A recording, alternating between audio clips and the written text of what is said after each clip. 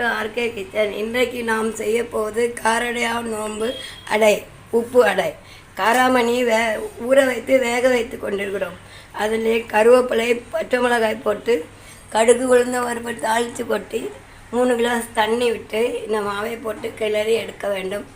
ஆற விட்டு வடையாக தட்டி இட்லி பாத்திரத்தில் வைக்க வேண்டும்.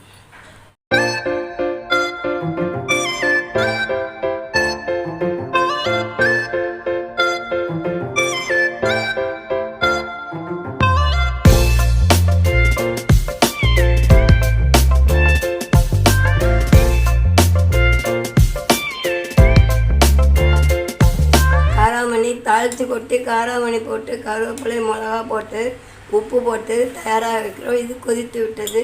இந்த மாவினை போட்டு கிண்டவும். அரிசிப்பொடியை வறுத்து வைத்திருக்கிறோம் இந்த மாவினை.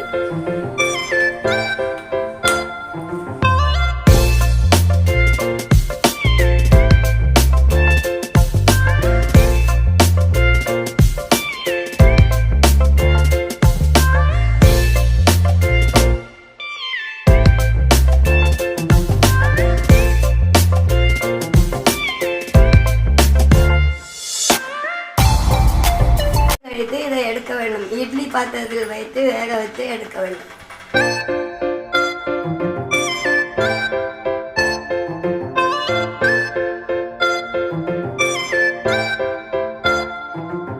ஆகிவிட்டது. கார அடை ரெடி ஆகிவிட்டது.